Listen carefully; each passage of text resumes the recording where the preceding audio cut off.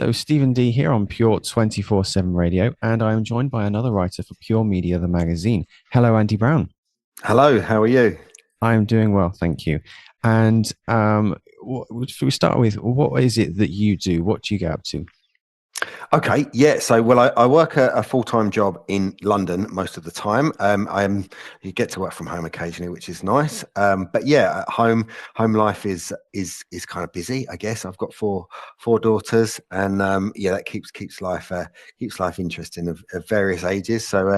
Yeah, I guess most of life outside of work is kind of managing them and getting everybody where they're supposed to be. They've all got their various kind of hobbies and clubs to get to. That keeps me and my wife pretty busy most of the time. So not a huge amount of time left for hobbies for myself, but yeah, that's fine. But yeah, and obviously one of the main things I do is get involved with the radio station on Pure 24/7 Radio as well. So really fortunate to be able to host two shows on the station now. So the 90 show on a Thursday evening from 7 p.m. and now wake up at the weekend, the Saturday breakfast show on a Saturday morning as well. So that's really exciting. And in addition to that, you also write for Pure Media, the magazine, and you've got a Yes. great column around technology.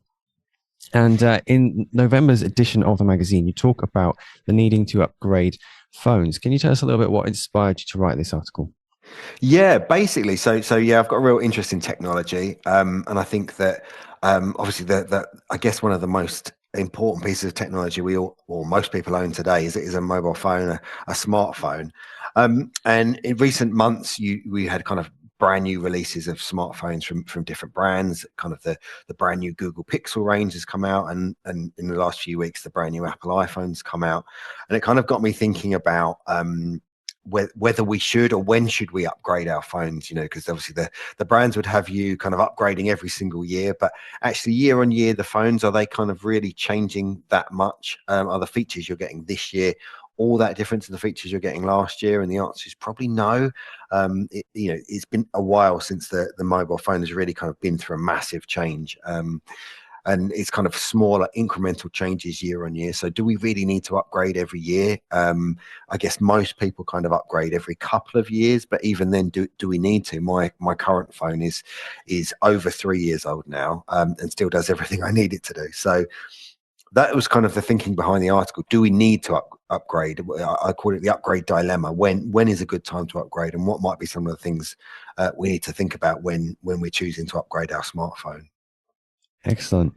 It is a dilemma, isn't it? How many people are probably thinking, should I, shouldn't I?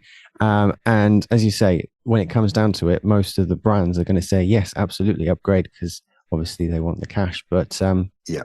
actually, you give some reasons for why it would be a good idea to upgrade our phone. Yeah. Would you mind giving us a little bit of an overview of what those are? Yeah, absolutely. I think, I mean, obviously, when thinking about upgrading your phone, it's quite a considered purchase. You can, your typical smartphone, I guess, could be, what these kind of really famous brands, might be £900. The really premium pro versions are, could be as much as £1,500 here in the UK. So, that's really, really expensive. That's a lot of money.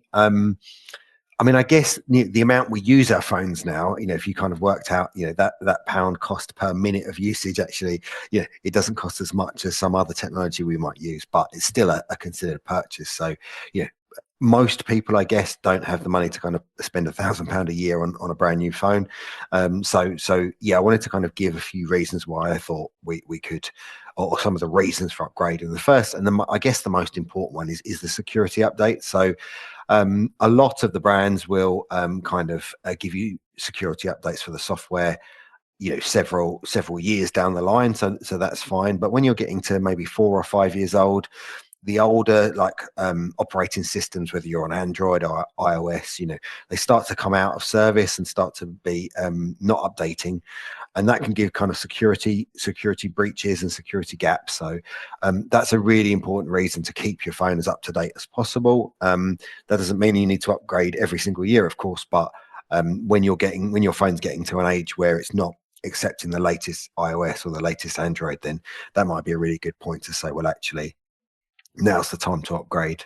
And recently in the news, obviously the computers are updating from, I think a previous version of Windows is no longer being supported. So that's kind of forcing a lot of updates for people, and a lot of that is because of security. So yeah, so that's a major reason, I think. One of the other reasons might be your battery life as well. When you've got a phone that's 3 or 4 years old, the battery life just isn't as good as it was when it first came out. Not least because the brand new batteries are much more powerful. They can hold much more charge than the batteries that came out 3 or 4 years ago. But once you've kind of charged and drained your battery, 1,000 times over 3 years, for example, then it just isn't as good as it used to be. And really, I think having good charge in your phone is important, particularly if you're traveling or something like that. Um, you might need to be able to rely on that battery. So if your battery's starting to struggle, if you're only getting to lunchtime before you need to top it up, maybe it's a good point to say, well, actually, maybe I do need to change it, or even replace the battery, or even replace the whole device. We're fortunate, I guess, that most people are not more than about, I don't know, 10 feet away from a charger these days. Whether even on the trains or in the car, you can charge your devices. So it's perhaps less of an issue, but I guess if you're, like I say, if you're out and about and away from a charger for any length of time, and you rely on that phone for navigation or keeping in touch with people, then it's really important that you can have confidence in that battery. So those are a couple of reasons I think are quite good reasons to upgrade if you're struggling with those issues. Yeah.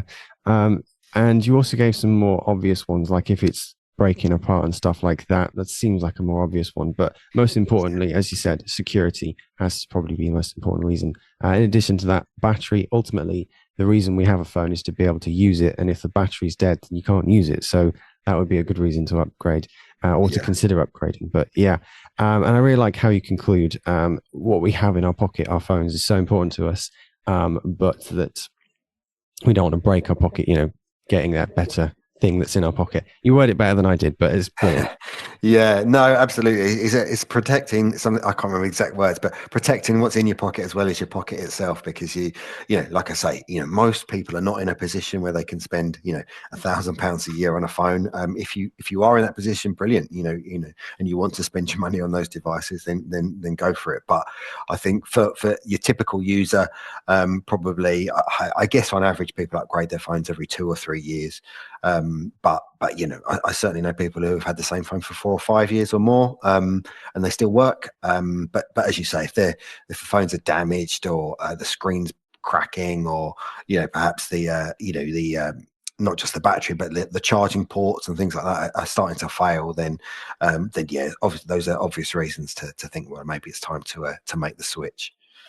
Excellent. So thank you very much for joining me. Would you mind just giving us, what was it you wanted people to come away from this article thinking about, or realizing? I guess it is that upgrade dilemma. It's the title of the article, to think, well, actually, how do I solve this dilemma? I see the advert with all the shiny new phones on.